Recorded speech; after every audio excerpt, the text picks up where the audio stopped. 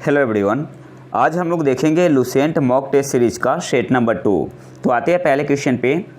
In the following which is called chalcolithic age. आपके पास option है पैलियोलिथिक एज को, ऑप्शन बी है नियोलिथिक एज को, ऑप्शन सी है कॉपर स्टोन एज को, ऑप्शन डी है आयरन एज को। सही आंसर यहाँ पे क्या होगा? तो चैल्कोलिथिक एज किसे कहा जाता है? ताम्रपाषाण युग को। ऑप्शन सी आपका यहाँ पे सही आंसर हो जाएगा, कॉपर स्टोन एज को। इसके अलावा स्टोन एज को 3 पार्ट में डिवाइड किया गया है on the basis of difference of tools use.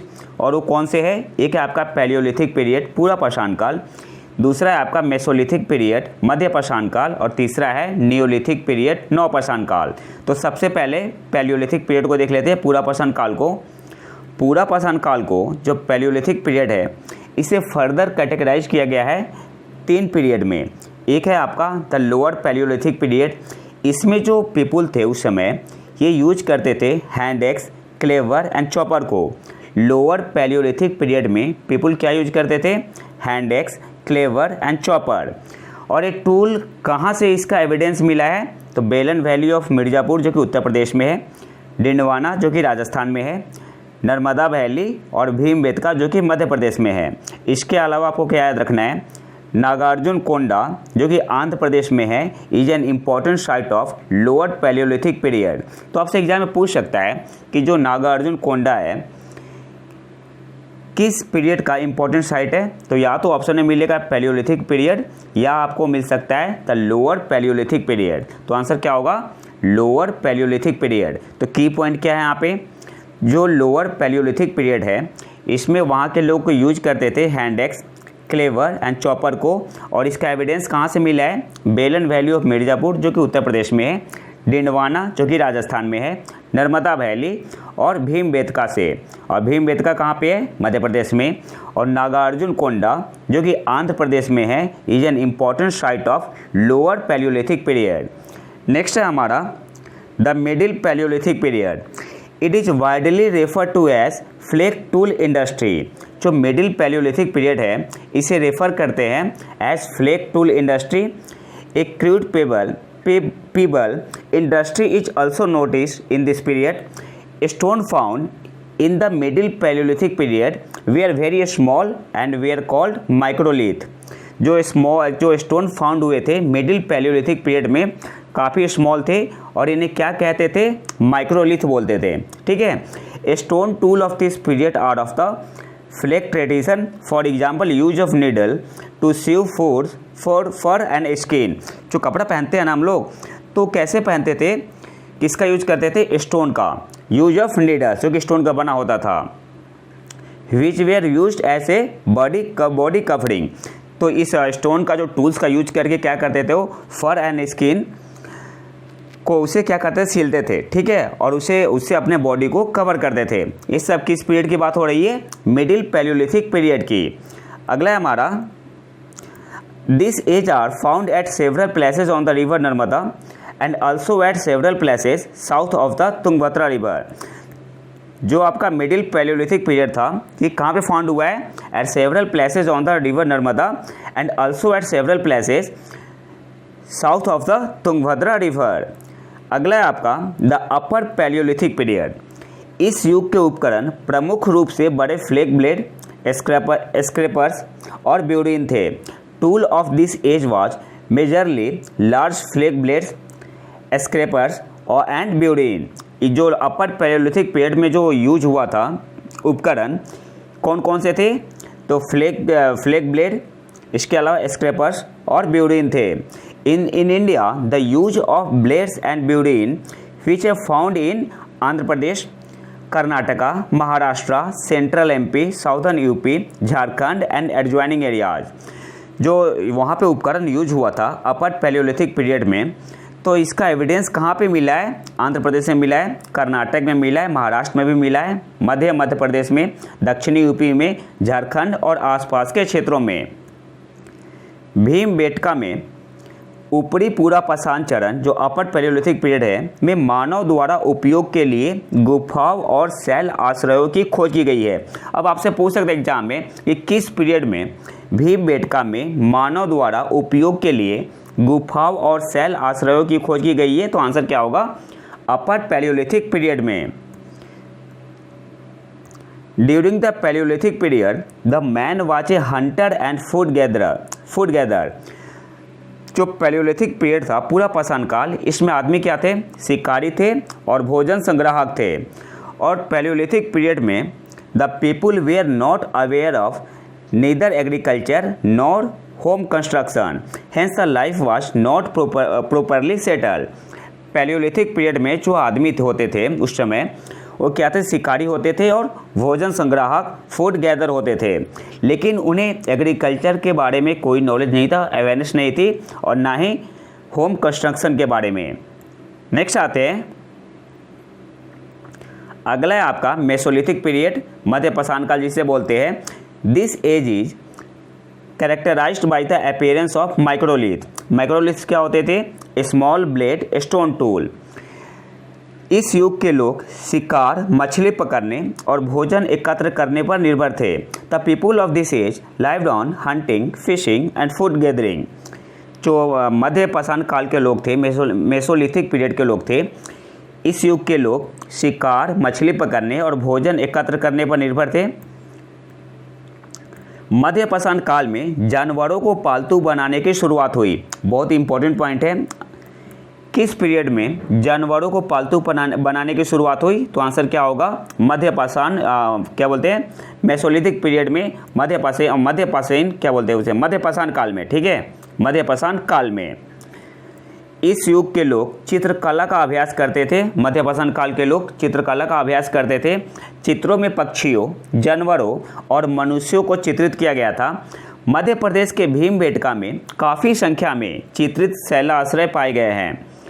तो जो मध्य पाषाण काल के लोग थे, ये चित्रकला का अभ्यास करते थे और चित्रों में पक्षियों, जानवरों और मनुष्यों को चित्रित किया गया था। और मध्य प्रदेश के भीमबेटका में काफ़ी संख्या में चित्रित शैलाश्रय पाए गए हैं। इसके अलावा मेसोलिथिक स्थल राजस्थान में कृष्णा नदी के दक्षिण में, जो मध्य पाषाण स्थल है यह राजस्थान में कृष्णा नदी के दक्षिण में, भारत के मध्य और पूर्वी भागों में और दक्षिणी उत्तर प्रदेश में भी पाए गए हैं। जो मध्य पाषाण काल के स्थल है कहाँ पे पाए गए हैं, राजस्थान में, कृष्णा नदी के दक्षिण में, भारत के मध्य और पूर्वी भागों में और दक्षिणी उत्तर प्रदेश में। राजस्थान में बागोर और मध्य प्रदेश में आदमगढ़ भारत में मेसोलिथिक साइटों के उदाहरण हैं। तो यहाँ से की पॉइंट क्या है, मेसोलिथिक साइट के उदाहरण कौन से हैं, एक तो राजस्थान में बागोर है और मध्य प्रदेश में आदमगढ़। मध्य पाषाण स्थल से बड़ी संख्या में हड्डियों और सींगों से बने औजार मिले हैं या आभूषण मिले हैं। A large number of implements made of bones and horn have been found from mesolithic site. और कौन सी जगह पे, तो महादाहा है एक जगह उत्तर प्रदेश में। तो इस पॉइंट को याद रखना, आपको की पॉइंट क्या है, महादाहा उत्तर प्रदेश से बड़ी संख्या में हड्डियों और सींगों से बने इम्प्लीमेंट्स मिले हैं। नेक्स्ट है आपका द बुक इंटाइटल, एक बुक है जिसका नाम है पुरातत्व विमर्श, और इसे लिखा किसने, डॉक्टर जय नारायण पांडे ने। तो सबसे पहले तो आपको यही याद रखना है, पुरातत्व विमर्श को किसने लिखा है, राइटर कौन है, डॉक्टर जय नारायण पांडे। इस बुक में डिस्क्राइब है various pointed objects and ornament made of bones which have been reported from Sarai Nahar Rai से, दमदमा से और महादाहा से। जो पुरातत्व विमर्श बुक है जिसे किसने लिखा है, जय नारायण पांडे ने। इस बुक में डिस्क्राइब है various pointed object and ornament, जो किससे बने थे, बोन से, और कहाँ से मिले, सराय नहराय, दमदमा और महादाहा से। दमदमा क्या है, मेसोलिथिक साइट है, कहाँ पे, प्रतापगढ़ डिस्ट्रिक्ट ऑफ उत्तर प्रदेश। दमदमा एक मेसोलिथिक साइट है, कहाँ पे है, प्रतापगढ़ में। प्रतापगढ़ कहाँ है, उत्तर प्रदेश में। और दमदमा में 41 मानव कब्रें मिली है, human grave have been found. इस पॉइंट को याद रखना है, दमदमा में कितने मानव कब्रें मिली थी, तो 41, जिसमें 4 डबल ब्यूरियल थे। 4 क्या थे, तो 4 थे डबल ब्यूरियल थे। इन दिस डबल ब्यूरियल जो 2 थे, वो 2 burial include male female, 1 burial include 2 female bodies, और जो चौथा था आपका 4th burial include 2 male and 1 female body. तो याद क्या रखना है, दमदमा में 41 मानव कब्रें मिली थी, जिसमें से 4 जो थे डबल ब्यूरियल थे, और इन 4 डबल ब्यूरियल में 2 ब्यूरियल इंक्लूड था जिसमें मेल और फीमेल थे, 1 ब्यूरियल इंक्लूड था जिसमें 2 फीमेल बॉडीज़ थी, और जो चौथा ब्यूरियल था इसमें 2 मेल और 1 फीमेल बॉडी था, दफन था, ठीक है। और 1 triple burial is also found here. तो आपसे एग्जाम पूछ सकता है कि ट्रिपल ब्यूरियल कहाँ पे मिला है, तो दमदमा में, जो कि एक मेसोलिथिक साइट है। अगला है हमारा एक ग्रेव विथ 4 ह्यूमन स्केलेटन, जो मानव कंकाल है, कहाँ से मिला है, सराय नाहर राय से। 4 ह्यूमन स्केलेटन ग्रेव कहाँ पे मिला है, सराय नाहर राय से। अगला है हमारा अकॉर्डिंग टू पुरातत्व विमर्श, जो कृष्ण ने लिखा है जे.एन. पांडे जी ने, 17 human skeleton were obtain from rock shelter of Lekhahia in the Vindhya region. Puratattva Vimarsh के बुक के द्वारा उसके अनुसार 17 ह्यूमन मानव कंकाल मिले हैं, कहाँ से, लेखैया एक जगह है विंध्य रीजन में। और अकॉर्डिंग टू ओन रो लुकास अगर पूछते तो इनके according remnants of 27 human skeleton मिले हैं, कहाँ पे, लेखैया से। तो इन दोनों में थोड़ा सा डिफरेंस है। नेक्स्ट आते हैं, अच्छा बाकी मैं पीडीएफ दे दूंगा, आप वहाँ पे डिटेल में पढ़ लेना। अगला है हमारा नियोलिथिक एज, नवपाषाण काल। The neolithic age is mainly characterized by the development of settled agriculture and the use of tools and weapons made of polished stone. जो नवपाषाण युग है, मुख्य रूप से स्थिर कृषि के विकास और पॉलिश किए गए पत्थरों से बने औजारों और हथियारों के उपयोग की विशेषता है। देखो जैसे जैसे डेवलप हुए ना, तो जो स्टोन का हथियार था, जो पत्थर के बने हथियार थे, वो थोड़े से मतलब और डेवलप होते गए। तो जो नियोलिथिक एज है, यह युग मुख्य रूप से स्थिर कृषि, सेटल्ड एग्रीकल्चर के विकास और पॉलिश किए गए पत्थरों से बने औजारों और हथियारों के उपयोग की विशेषता है। नवपाषाण युग में, नियोलिथिक एज में पहली बार अनाज का उत्पादन किया गया था, और यह वह समय था जब लोगों से कृषि से परिचित कराया गया। तो पहली बार अनाज का उत्पादन किया गया था नियोलिथिक एज में, नवपाषाण काल में। तो इस पॉइंट को आपको याद रखना है। इस अवधि के दौरान उगाई जाने वाली प्रमुख फसलें थी रागी, कुल्थी, कपास, चावल, गेहूं और जौ थी। और 2 पॉइंट और याद रखना आपको यहाँ से, कोल्डिहवा और मेहरगढ़ से, जो कि 2 नवपाषाण कालीन गांव हैं, यहाँ से चावल और गेहूं के स्पष्ट प्रमाण मिले हैं। कहाँ से, कोल्डिहवा और मेहरगढ़ से। कोल्डिहवा और मेहरगढ़ 2 नवपाषाण कालीन गांव थे जहाँ से चावल और गेहूं के स्पष्ट प्रमाण मिले हैं। और इस युग में, जो नियोलिथिक एज में, पहली बार मिट्टी के बर्तन दिखाई दिए। कौन से एज में, नियोलिथिक पीरियड में, नवपाषाण काल में। नवपाषाण युग के लोग आयताकार या गोलाकार घरों में रहते थे। तो इस पॉइंट को भी आपको याद रखना है। नियोलिथिक पीरियड के लोग आयताकार या गोलाकार घरों में रहते थे, जो मिट्टी और ईख के बने होते थे। अगला पॉइंट है हमारा, कर्नाटक में मैसूर के पास वेल्लारी जिले में स्थित एक नवपाषाण स्थल सांगनाकल्लू से राख के टीले पाए गए हैं। तो एस माउंट राख के टीले पाए गए हैं। कहाँ पे पाए गए थे, तो एक नवपाषाण स्थल है, नियोलिथिक साइट है। कौन सा, सांगनाकल्लू। किस स्टेट में है, कर्नाटक में।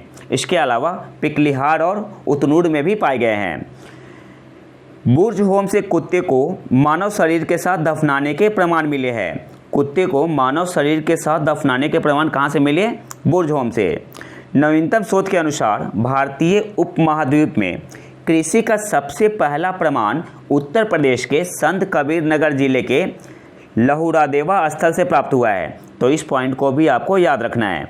नेक्स्ट आते हैं, अगला हमारा क्वेश्चन है, मगध के किस प्रारंभिक शासन ने सिंहासन पर चढ़ने के लिए अपने पिता की हत्या कर दी थी और बदले में उसके बेटे ने उसकी हत्या कर दी थी। Which early ruler of Magadha murdered his father to ascend the throne and in turns was murdered by his son. आपके पास ऑप्शन है, option A Bimbisara, option B है अजातशत्रु, ऑप्शन सी है उदयन, ऑप्शन डी है नागदक्षक। सही आंसर यहाँ पे क्या होगा, नागदक्षक। सही आंसर यहाँ पे क्या होगा, ऑप्शन बी आपका यहाँ पे सही आंसर हो जाएगा, अजातशत्रु। मगध के किस प्रारंभिक शासक ने सिंहासन पर चढ़ने के लिए अपने पिता की हत्या कर दी थी और बदले में उसके बेटे ने उसकी हत्या कर दी थी? तो आंसर क्या होगा? अजातशत्रु। अजातशत्रु ने किसे मारा था? अपने बाप को मार दिया था, बिंबिसार को। और अजातशत्रु को किसने मारा था? अजातशत्रु के बेटे ने, उदयन ने। ठीक है, तो अजातशत्रु ने मारा किसे? बिंबिसार को। और उदयन ने किसे मारा था? अजातशत्रु को। अजातशत्रु ने प्रथम बौद्ध संगीति का आयोजन किया था। अच्छा, बौद्ध संगीति 4 हुई थी। एक आपका हुआ था राजगिरी में, पहला जो हुआ था राजगिरी में, पहला आपका राजगिरी में हुआ था। दूसरा हुआ था वैशाली में। तीसरा हुआ था पाटलिपुत्रा में। चौथा हुआ था कुंडलवन में। तो याद कैसे रखना है? RVPK। ठीक है, राजगिरी, वैशाली, पाटलिपुत्रा और कुंडलवन। और जो राजगिरी में हुआ था उसके चेयरमैन कौन थे? तो ऐसे याद रखो, MSMV, Mahakashyap, M for Mahakashyap, S for Sabakami, M for Mogaliputra और V फॉर वासुमित्र। ठीक है, तो राजगिरी में जो हुआ था चेयरमैन कौन थे? महाकश्यप। वैशाली में हुआ था जो सबाकामी, जो क्या बोलते हैं, पाटलिपुत्रा में जो हुआ था चेयरमैन कौन थे? मोगलीपुत्रा। और जो कुंडलवन कश्मीर में हुआ था वासुमित्र चेयरमैन थे। और पैट्रॉन कौन थे? किसने आयोजन किया था राजगिरी में? तो राजगिरी में जब हुआ था बौद्ध संगीति, जो पहली बौद्ध संगीति थी, अजातशत्रु ने करवाया था। वैशाली में जो हुआ था काला अशोक ने किया था।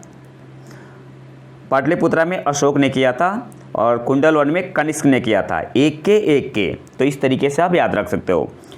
नेक्स्ट, अच्छा इसके अलावा और क्या याद रखना है? अजातशत्रु को कुनिक के नाम से भी जाना जाता है।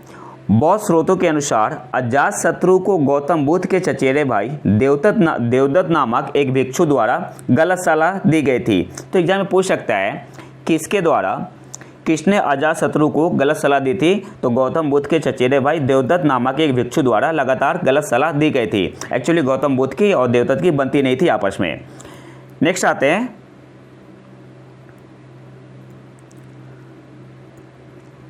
Select the correct chronological order, कालानुक्रमिक क्रम में, of the following events from the course given follow. ठीक है, इवेंट दिया हुआ है आपको क्रोनोलॉजिकल ऑर्डर में इसे अरेंज करना है कि पहले कौन हुआ, इसके बाद कौन हुआ, इसके बाद कौन हुआ। पूना पैक्ट है, क्विट इंडिया मूवमेंट है, कैबिनेट मिशन है और शिमला कॉन्फ्रेंस है। तो सबसे पहले इन सब के बारे में थोड़ा डिटेल देख लेते हैं, फिर बाद में आंसर पे आएंगे।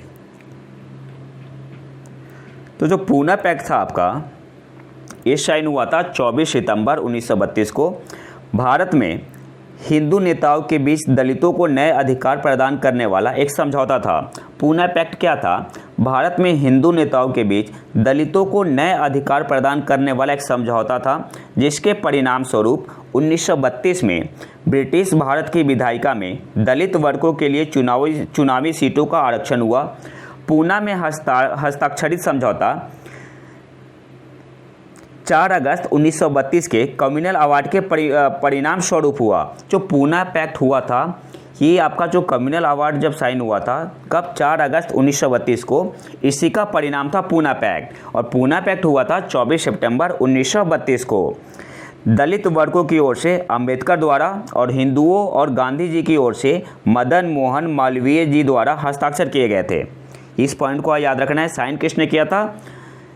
तो साइन किया था मदन मोहन मालवीय जी ने on the behalf of Gandhi ji. सांप्रदायिक अधिनिर्णय में जो कम्युनल अवार्ड था, इसमें प्रांतीय विधायिका में दलित वर्गों के लिए आरक्षित सीटों की संख्या 71 थी और इसे पूना पैक्ट में बढ़ा के कितना कर दिया गया? 147 कर दिया गया। इस पॉइंट को याद रखना है। जो कम्युनल अवार्ड साइन हुआ था सांप्रदायिक अधिनिर्णय में, प्रांतीय विधायक में दलित वर्गों के लिए आरक्षित सीटों की संख्या थी 71 और पूना पैक्ट में बढ़ के कितना हो गया? 147 हो गया। इसके अलावा केंद्रीय विधानमंडल में आवंटित सीटों का 18% रिजर्वेशन मिला, ठीक है, दलितों को। और दूसरा आपका क्विट इंडिया मूवमेंट, ये आपका हुआ था 8 अगस्त 1942 को। फिर आया था कैबिनेट मिशन, कब आया था? 1946 में। और इसके सदस्य कौन थे? Lord Pethick Lawrence, Stafford Cripps और एवी अलेक्जेंडर, ठीक है। और हेड कौन थे? लॉर्ड पैथिक लॉरेंस थे। और शिमला कॉन्फ्रेंस कब हुआ था? 1945 में। 1945 का शिमला सम्मेलन भारत के वायसराय लॉर्ड वेवल और ब्रिटिश भारत के प्रमुख राजनीतिक नेताओं के बीच शिमला के वायसरिकल लॉज में एक बैठक थी। तो अब आंसर पता चल गया। सबसे पहले कौन सा हुआ था? पूना पैक्ट। ठीक है, सबसे पहले आपका हुआ था पूना पैक्ट, तो सबसे पहले 1 लिख लेंगे। फिर आपका हुआ था क्विट इंडिया मूवमेंट, फिर आपका हुआ था शिमला कॉन्फ्रेंस, और सबसे बाद में हुआ था कैबिनेट मिशन। तो आंसर क्या होगा? 1 2 4 3। कौन से ऑप्शन में है? ऑप्शन ए में है, तो ऑप्शन ए आपका यहाँ पे सही आंसर हो जाएगा, 1 2 4 3। नेक्स्ट आते हैं, मोंटेग्यू चेम्सफोर्ड सुधार किसके लिए प्रदान किया गया? जो Montague Chelmsford reforms provided for, आपके पास ऑप्शन है डायरेक्टरी द्वैध शासन, ऑप्शन बी है प्रोविंशियल ऑटोनॉमी प्रांतीय स्वायत्तता, ऑप्शन सी है पार्शियल इंडिपेंडेंस आंशिक स्वतंत्रता, ऑप्शन डी है इनमें से कोई भी नहीं। सही आंसर यहाँ पे क्या होगा? ऑप्शन ए आपका यहाँ पे सही आंसर हो जाएगा, डायरेक्टरी द्वैध शासन। और इसे क्या बोलते हैं हम लोग? Government of India act 1919। Montague Chelmsford सुधार को क्या बोलते हैं? Government of India act 1919। तो ऑप्शन ए आपका यहाँ पे सही आंसर हो जाएगा, डायरेक्टरी। इसने जो गवर्नमेंट ऑफ इंडिया एक्ट 1919 था या मोंटेग्यू चेम्सफोर्ड सुधार था, इसने केंद्रीय स्तर पर, सेंट्रल लेवल पर द्विसदनीयता की शुरुआत की। नेक्स्ट आते हैं, मैच करना है लिस्ट 1 से, एक तरफ है एक्ट और दूसरी तरफ किससे संबंध है। तो जो गवर्नमेंट ऑफ इंडिया एक्ट था 1919, अभी मैंने बताया था ना डायरेक्टरी से संबंधित था, द्वैध शासन से, तो ये का क्या हो जाएगा? 4 हो जाएगा। और गवर्नमेंट ऑफ इंडिया एक्ट 1935, इसका संबंध किससे था? गवर्नमेंट ऑफ इंडिया एक्ट 1935, इसका संबंध था प्रोविंशियल ऑटोनॉमी से, तो बी का आपका क्या हो जाएगा? पहला हो जाएगा। मोर्ले मिंटो रिफॉर्म, ये आपका था सेपरेट इलेक्टोरेट से, ठीक है, पृथक निर्वाचन मंडल से, तो सी का क्या हो जाएगा? दूसरा हो जाएगा। और Mountbatten plan partition of India, D का तीसरा हो जाएगा। ठीक है, गवर्नमेंट ऑफ इंडिया एक्ट 1919 डायरेक्टरी द्वैध शासन, government of India act 1935 provincial autonomy, Morley Minto reform separate electorates पृथक निर्वाचन मंडल, और Mountbatten plan partition of India. Next आते हैं, ग्लिम्सेज ऑफ वर्ल्ड हिस्ट्री पुस्तक के लेखक कौन है? आपके पास ऑप्शन है गांधी जी, ऑप्शन बी है बदरुद्दीन तैयब जी, ऑप्शन सी है सुभाष चंद्र बोस, ऑप्शन डी है जवाहरलाल नेहरू। सही आंसर क्या होगा? ऑप्शन डी आपका यहाँ पे सही आंसर हो जाएगा, Jawaharlal Nehru. Glimpses of world history पुस्तक के लेखक कौन है? तो ऑप्शन डी आपका यहाँ पे सही आंसर हो जाएगा, जवाहरलाल नेहरू। नेक्स्ट आते हैं, निम्नलिखित में से किस आंदोलन से गांधी जी जुड़े नहीं थे? आपके पास ऑप्शन है खिलाफत मूवमेंट, ऑप्शन बी है इंडिविजुअल सत्याग्रह मूवमेंट, ऑप्शन सी है quit India movement, option D है स्वदेशी मूवमेंट। सही आंसर क्या होगा? ऑप्शन डी आपका यहाँ पे सही आंसर हो जाएगा, स्वदेशी मूवमेंट। 20वीं सदी की शुरुआत में शुरू हुआ था स्वदेशी आंदोलन। ब्रिटिश भारत सरकार के बंगाल के विभाजन के फैसले का सीधा नतीजा था। स्वदेशी मूवमेंट क्यों हुआ था? तो बंगाल का जो विभाजन हुआ था उसके विरोध में, ठीक है। और ये स्वदेशी आंदोलन से, स्वदेशी मूवमेंट से गांधी जी जुड़े नहीं थे। और जो खिलाफत आंदोलन था, इसका ऑब्जेक्टिव क्या था? एग्जाम में पूछता है। खिलाफत आंदोलन का मुख्य उद्देश्य था ब्रिटिश सरकार को तुर्की के प्रति अपना रवैया बदलने और खलीफा को उसकी पूर्व स्थिति में बहाल करने के लिए मजबूर करना था। नेक्स्ट आते हैं, पूरी पृथ्वी पर दिन और रात बराबर कब होते हैं? आपके पास ऑप्शन है ग्रीष्म संक्रांति का दिन, day of summer solstice, option B है at orbital plane, option D है day of equinox, option D है इनमें से कोई भी नहीं। तो इसे पहले समझ लेते हैं। देखो, सबसे पहले देखते हैं कि इक्विनॉक्स क्या होता है। जो इक्विनॉक्स होता है, विषुव बोलते हैं हिंदी में। इक्विनॉक्स होता है, यह वर्ष में 2 बार होता है। यह कब होता है? जब सूर्य सीधे इक्वेटर भूमध्य रेखा के ऊपर होता है, और यह लगभग 21 मार्च को एक होता है और एक 23 सितंबर को होता है। कहीं कहीं पे 22 मिल सकता है।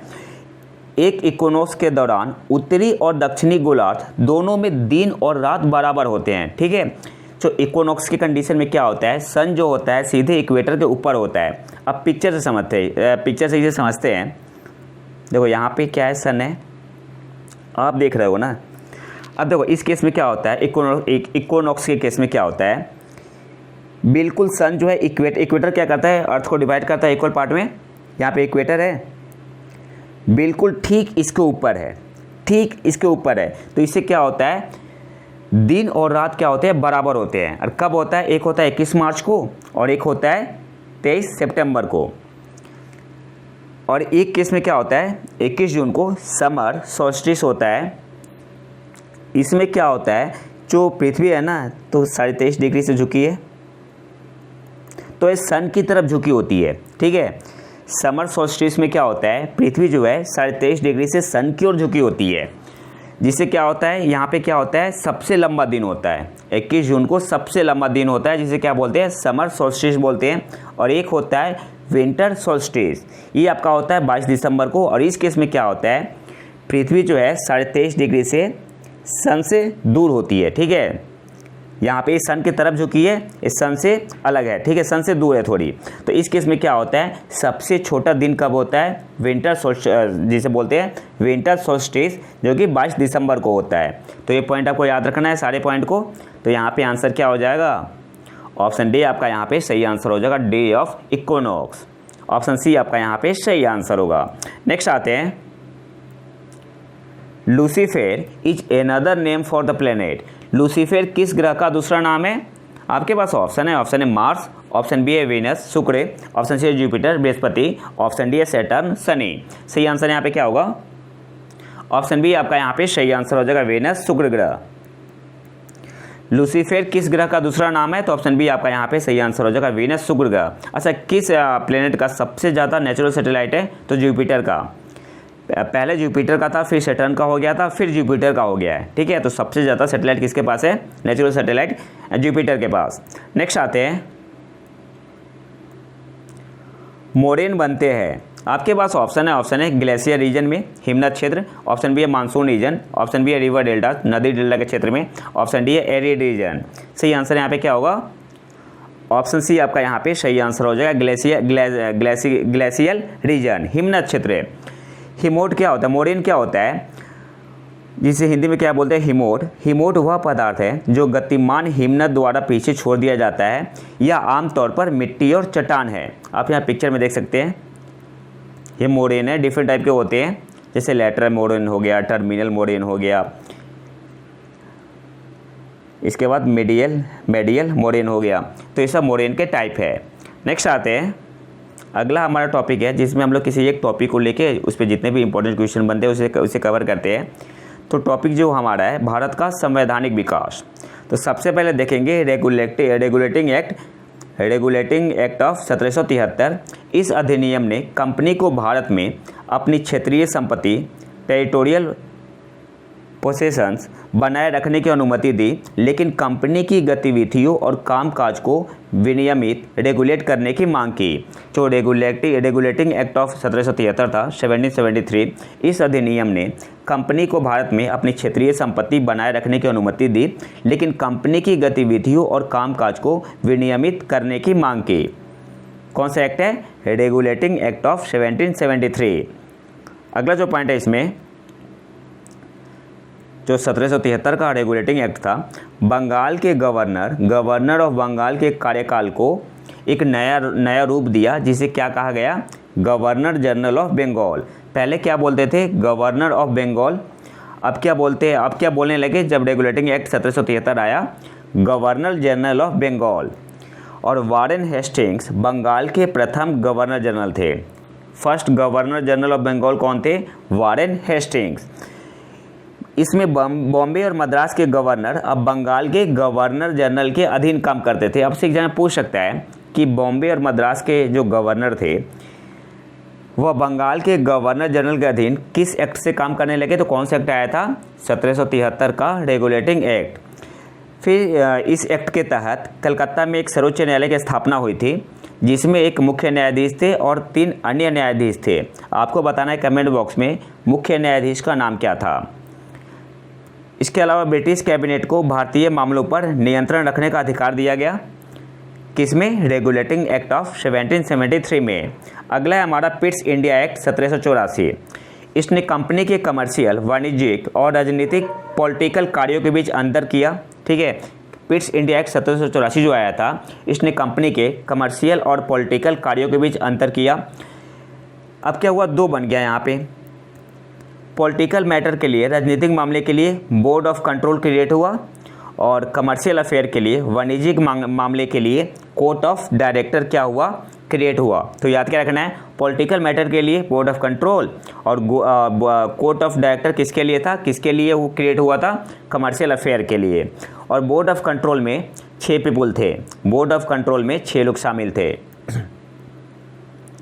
इसके अलावा कुछ इंपॉर्टेंट पॉइंट है, 1786 में जो 1786 का एक्ट ऑफ 1786 था 1786, 1786 के अधिनियम में गवर्नर जनरल को कमांडर इन चीफ की शक्ति प्रदान की गई।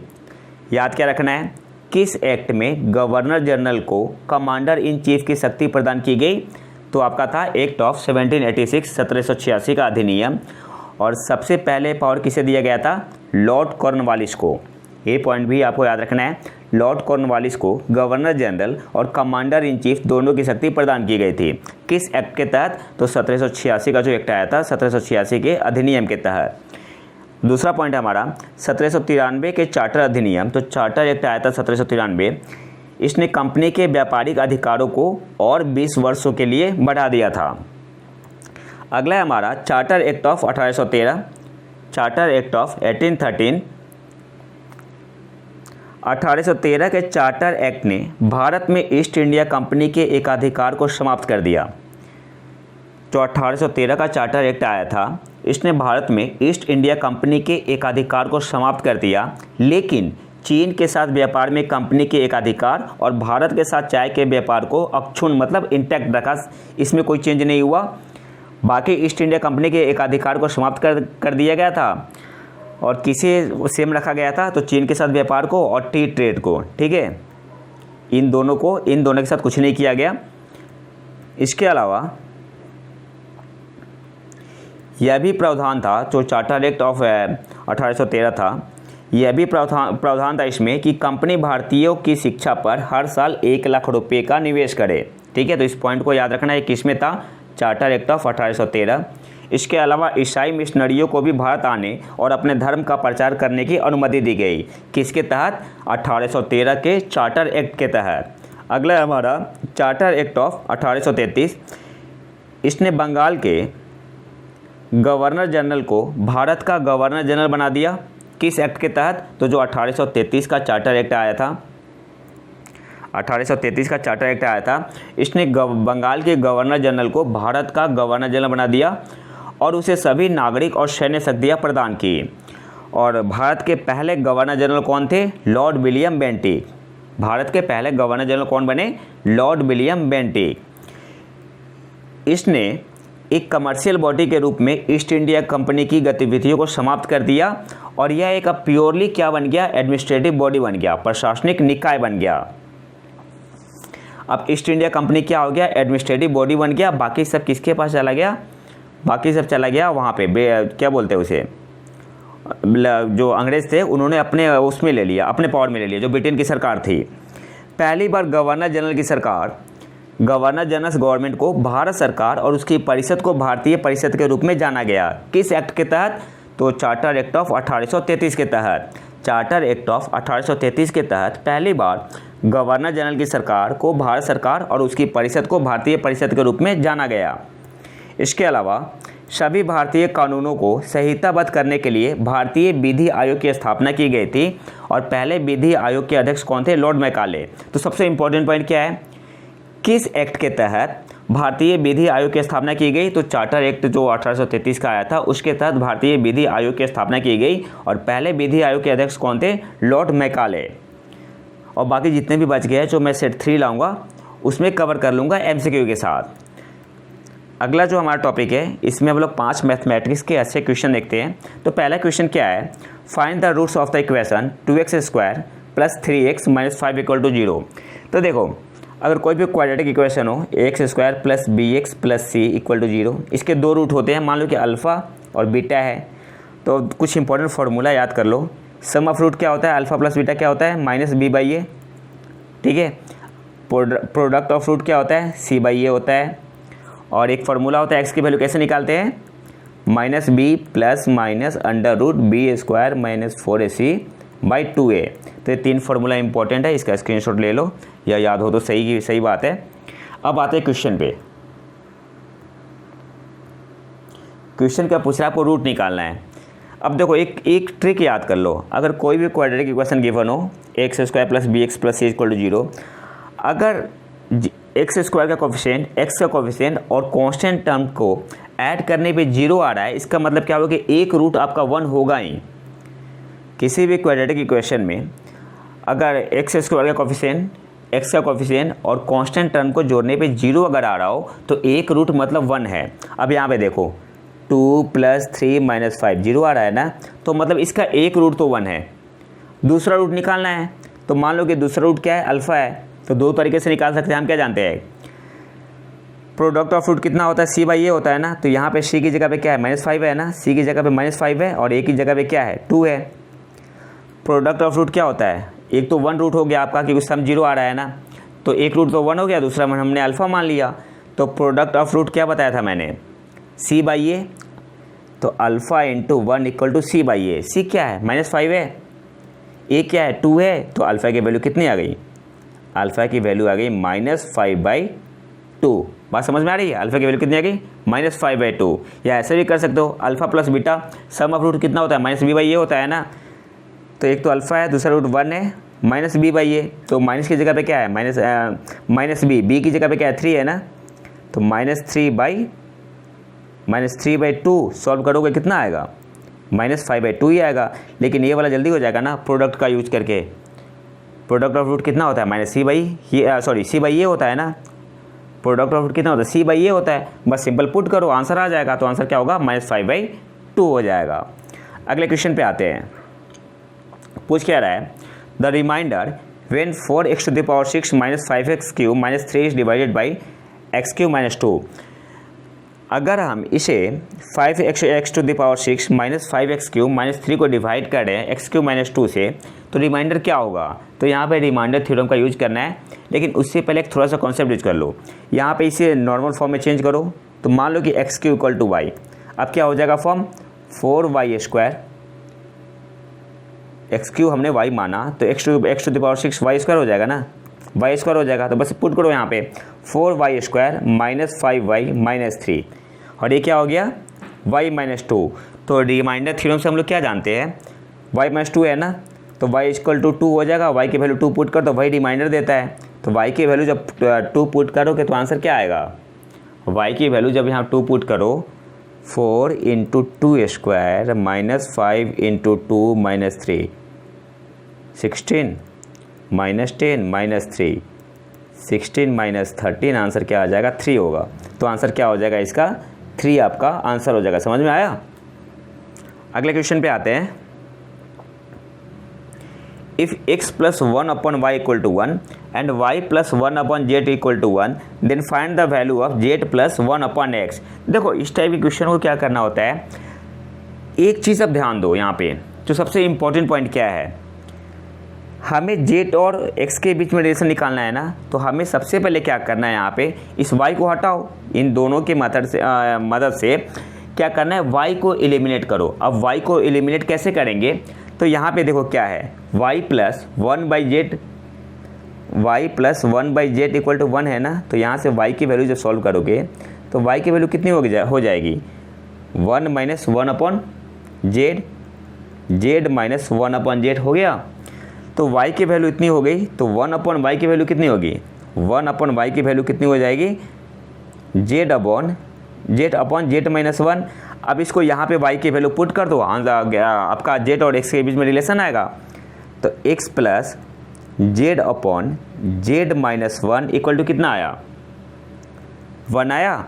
तो यहाँ से x की वैल्यू कितनी हो जाएगी, 1 - z/z - 1। इसको सॉल्व करो, यहाँ मैं इसे हटा दे रहा हूँ। इसको जब सॉल्व करोगे तो क्या आएगा, आपका x की वैल्यू कितनी आ जाएगी, -1 / z - 1। अब देखो यहाँ पे थोड़ा सा यूज करो कॉमन सेंस, 1/x है ना, तो हम लोग x को इधर भेज देते हैं, फिर 1/x के फॉर्म में आ जाएगा। तो यहाँ से हम लोग ऐसे भी लिख सकते हैं इसे, मैं भी धीरे कर रहा हूँ, अगर मैं फास्ट करूँ तो काफ़ी जल्दी हो जाएगा, समझाना है मुझे। तो z - 1 कितना हो जाएगा, देखो z - 1 कितना हो जाएगा, -1/x हो जाएगा, -1/x हो जाएगा। हमें क्या निकालना है, z + 1/x निकालना है ना।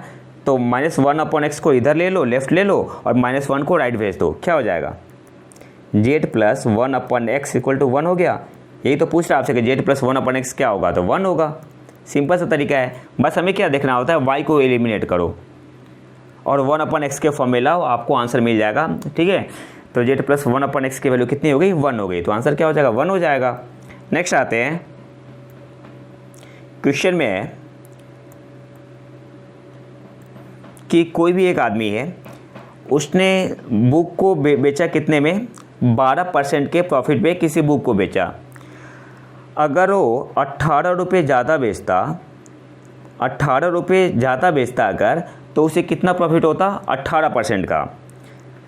आई sold a book at a profit of 12%, had I sold it for 18 rupees more, 18% would have been gain. तो पहले जिस कॉस्ट पे बेचा है तो उस पर प्रॉफिट कितना कमाया है, 12% पे।